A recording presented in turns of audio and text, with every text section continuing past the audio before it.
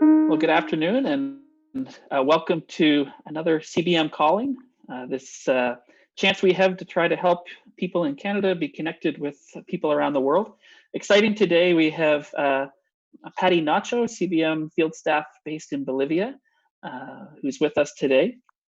And we're doing these every day at 2:30 Eastern. And also want to let you know about a really exciting thing we're going to be doing on Sunday, May the 3rd at 4 p.m. Eastern Time.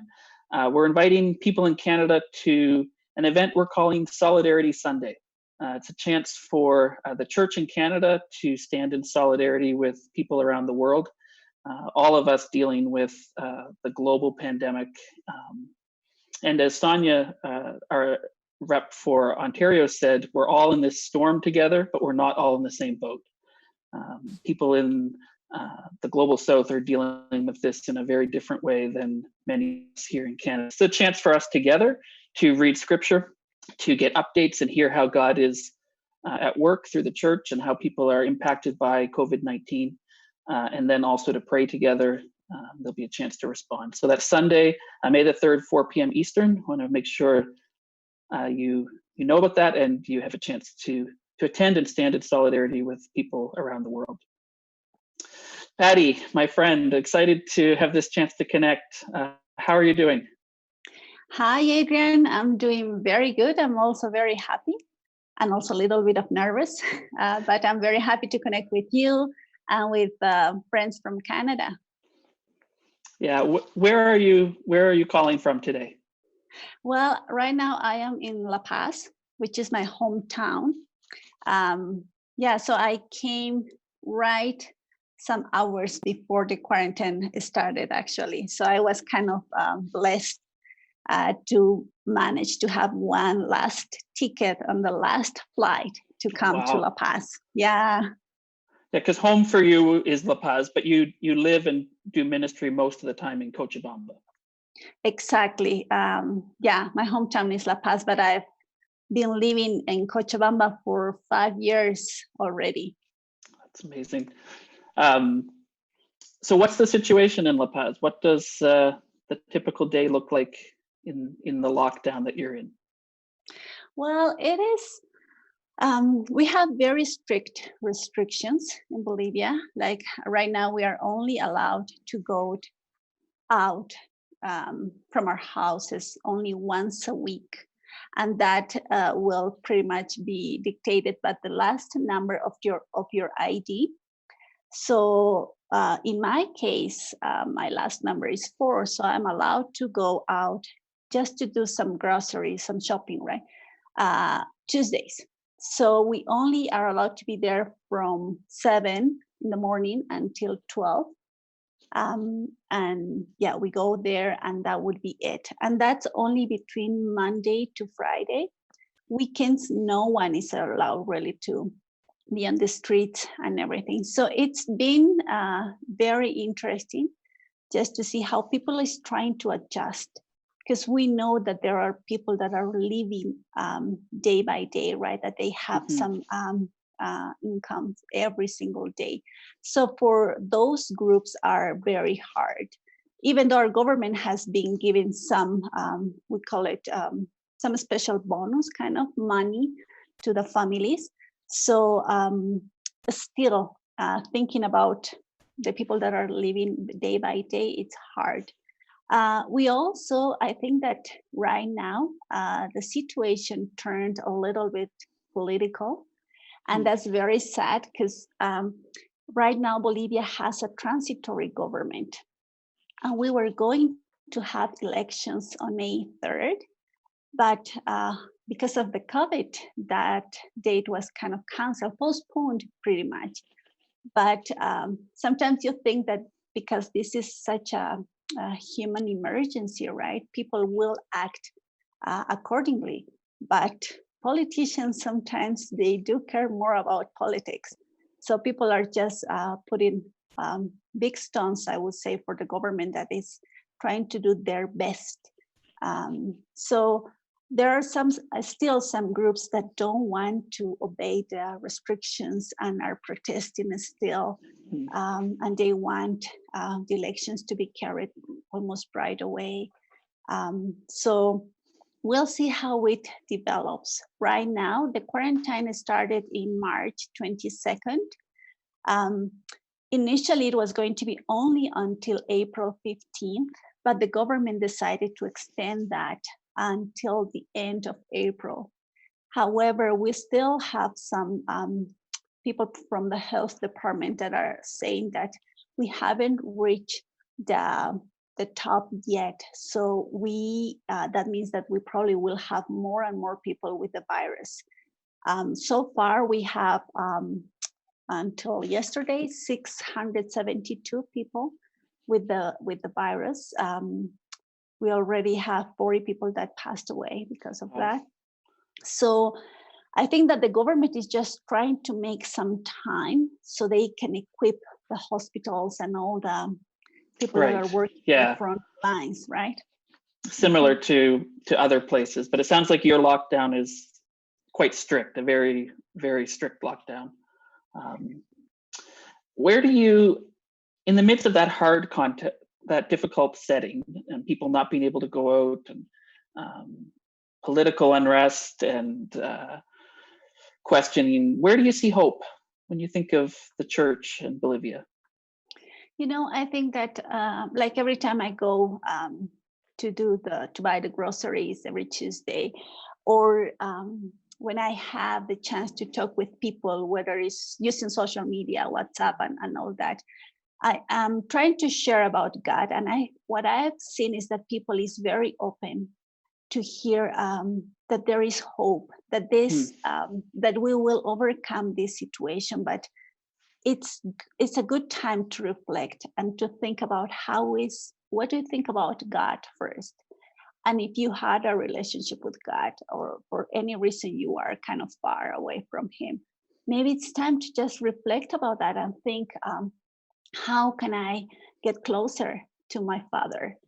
So I think that even now in my neighborhood, it's very interesting because probably 2 weeks ago, one of the neighbors decided just to use a megaphone. And I don't know, I think it's more in South America, but there is one song that it's been spreading all over. And the song pretty much talks about resistance, that we need to keep strong and everything. So this neighbor decided to get their kind of megaphone, and he was playing that music. It was at night, so people were on the windows using the cell phone with the light there. And at the very end, he was saying like, we need to trust God. We need His help, and please don't get too sad. This thing is gonna pass, and we will soon get and give hugs each other. And I think that was very, very nice to hear and to be part of it, just to see that we can talk more about God, and people can reach to God and maybe get more hope. Every situation is different, obviously, but our God is the same. And our God will always give us hope. And so I think we're trying to share that as Christians, not only here, but all around the world. Just trying to connect and just share about that we have hope, and we will overcome this. Yeah, it's a great reminder in the midst of difficulty, in challenging seasons, we can trust God. And that's as true in Bolivia as it is in Canada, and like you say, all over the world. A big part of your ministry, Patty, is helping Canadians experience the country you love and the people that you love, and introduce people to Bolivia and the church there. A number of people who have been to Bolivia are watching, and they're commenting. So Ali Wardana from the Praxis team says hi. Also, Catherine Smith from Panoka says hello. And also Jason Johnson. I don't know if Jason's been to Bolivia, but he's pastor at Summerland in the Okanagan, and he says, good afternoon, everyone, and blessings. So thanks for those comments. And Bolivia is a place that I love, Patty. It's where my first trip with CBM really was, in Bolivia in 2010. And I know that as teams come you do such a great job of helping them see how God's at work in the church there. So virtually, we can't travel right now. We can't get on planes and go to Bolivia, but through this CBM calling, I wonder if we can take some time and you can help the people watching, help us see some of how God's at work in Bolivia. And some of these places we'd go. The team would go to Misque on that crazy road, which is less crazy than it used to be, I guess, through the mountains to that rural area where we have the Chagas fork, and they'd be involved with that. What's going on with that community and with the Chagas project in the midst of this?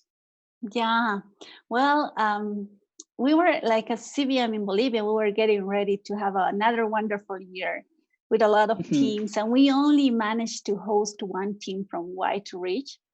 And they left on March 13. Back in that week, we only had one person with the virus, and it was in a different city. So they left. We didn't know how was going to develop this situation in the world. But well, right now we're not going to have teams. We have obviously canceled a lot of them. Hopefully, we're still going to have. Postponed, yes, that's the word. Thank you. But hopefully we will have at least some teams this year, Rushagonis maybe, and some others. But because of that and the situation in Bolivia, Obades, which is our partner and that pretty much leads also with our Bolivian church, the projects, they also are not allowed to work. And for instance, the Chagas program, some of you that came before, you know Jaime. He's the manager of that project. So I was chatting with him the other day, and he was saying like, obviously he can't drive there, but he was trying to call some of our friends in Misque, in Aquile, just asking them how are they dealing with the situation. The good part of it is that in most of the country area in Bolivia, there are not people with the virus, and we don't have any person in Aquile or Misque with COVID. So that's good.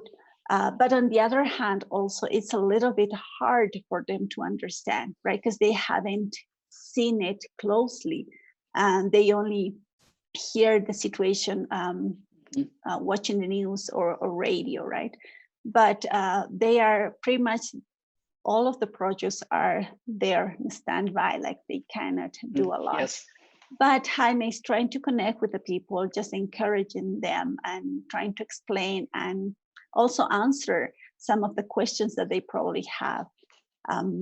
That would be for Chagas. And thinking about Casa de la Amistad, another of our wonderful projects. And this is a little bit, I think in a sense, harder to support because all the kids live in different areas. But I know that Carlita, she's the manager also of that program. She's connecting with the families. She's trying to help them, giving them some food and asking them, trying to encourage people because there are places where the kids live actually is very, very small, right? Sometimes a house would mean equal one bedroom, kitchen inside that bedroom, and things like that. So they're trying just to connect with them and using WhatsApp. In Bolivia, we use a lot that app. Yeah, WhatsApp. It's interesting. It's interesting, like what you're saying lines up. And I said this when I was talking to my pastor on this call on Tuesday. Over and over and over again, we hear, everything looks different because of COVID-19. It has impacted things, on a huge scale. But the church continues to be the church. Ministry continues to happen. It just looks different. So like with those ministries of the church in Bolivia, the Chagas Project and Casa de la Amistad, the vulnerable kids, sure, ministry is, like you say, it's not happening in the same way, but Jaime's still checking in with people and meeting with families. People at the casa are trying to meet the need as best they can. Anything else you'd like to say about the the work that's going on in Bolivia, this ministry that continues. It just looks very different, how people are adapting to the change. Yeah, I think that people is trying to adjust more and more, and I think that over the time where we citizens are understanding more about the effects and the emergency itself. But I also think that the church is trying to help in some ways. Mhm. And that is one of the things, especially I know from my church, is trying to do, just trying to see which one of the families are in most need and trying to get some food to that person. Or some other person from the church will say, oh, you know, I have a neighbor and maybe we can help. So there are some, I think that people is reflecting that not everybody's in the same position, and Right. some of us are more have more like a meal every single day, lunch every single day, but there are some other families that are not having that, not even the minimum. So I think that now we are trying just to think about our neighbors as well, regardless of whether they are they share our faith or not. They are thinking, and I think that is really pushing somehow churches to act and show love to the people that's around them. That's great. Yeah, I think also that it's a challenge for a lot of families right now.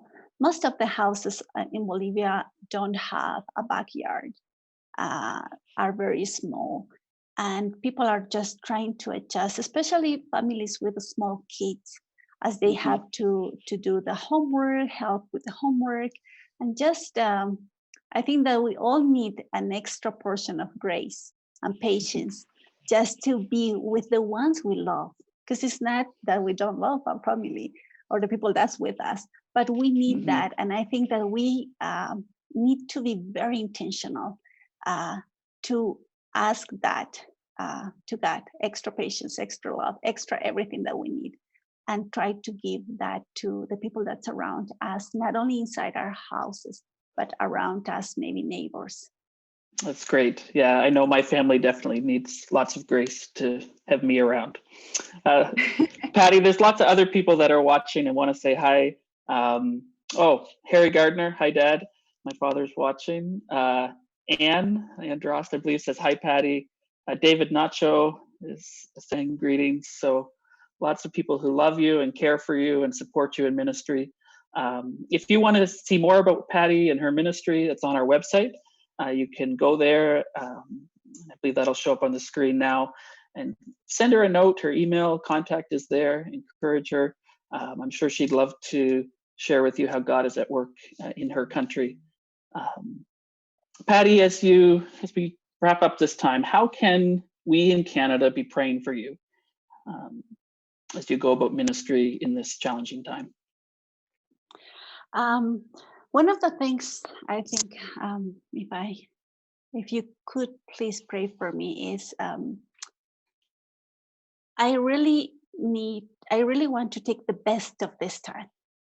I think that not only me, but a lot of people is reflecting a lot, because we have, in a sense, a little bit of more time to do some things. And one of the things that I'm doing a lot is reading. I'm trying to just read the Bible more and just to equip myself and try to hear God's voice, because this quarantine or this time will pass at some point, and we will get together again. We will need to continue our lives in a different way. Are we taking this time to equip ourselves in the way that God wants us to do? Right. I was just reading one quote from C.S. Lewis. Very interesting. If I may read it for you. Sure. It was written in 1518, so a long time ago. And it said, if we are all going to be destroyed by an atomic bomb, let that bomb, when it comes, find us doing sensible and human things, praying, working, teaching, reading, listening to music, bathing their children, playing tennis, chatting to our friends over a pint and a game of darts, not huddled together like frightened sheep and thinking about bombs. They may break our bodies. Any microbe can do that. But they need not dominate our minds. So when I read this, I thought, okay, let's think about the important things. Let's do sensible and human things, not only this time, but for the time that's going to come in some days, some weeks, whenever we try to go back to the normal. And the other thing is I have heard and I understand a lot of people are saying, oh, we need to go back to the normal soon. This is going crazy, affecting people and everything. And in my own reflection, in my personal reflection, I think like, I don't really want to go back to the normal in some areas in my life. I really want to just change. I know that some normal stuff in my life was not pleasing God. And maybe I just want to finish this quarantine and think that I changed some things and I let God change my life. So, yeah. That's great. I mean, really, that should be all of our prayer, that each day God will shape us more into his likeness, be more like Jesus. Patty, you know, there are people all over this country that care for you, support you, are praying for you, and are praying for your country and the church as it seeks to demonstrate and proclaim the gospel in Bolivia. Want to let everyone know that CBM Calling's back tomorrow at 2:30 Eastern Time with my colleague Louise Hannum will be hosting with two people from in youth leadership in our country, Peter Anderson with the Canadian Baptists of Western Canada and Reese B with the French Baptist Union. Excited about that. You won't want to miss that tomorrow. And also just another reminder of Solidarity Sunday, a chance to stand in solidarity with people all over the world on May the 3rd at 4 p.m. Eastern. Thanks, Patty, for joining us, and thanks everyone for watching. Looking forward, Patty, when we can be together in person and you can have lots of visitors from Canada coming to serve and learn alongside you. So thanks for taking time. Oh, thank you to you, Adrian. Thank you for all the people that I have been blessed to meet in Canada, here in Bolivia. I really have wonderful memories with all of you. Thank you for the people that is watching right now, and for the people that will have the chance probably to watch it later. God bless you. God is with us. Our Heavenly Father is taking care of us, and that is the hope, because Jesus lives, there is hope. So Amen. I will be praying for all of you, my friends, and God bless you. And until next time, greetings from Bolivia and ciao, ciao. Amen. Ciao, ciao.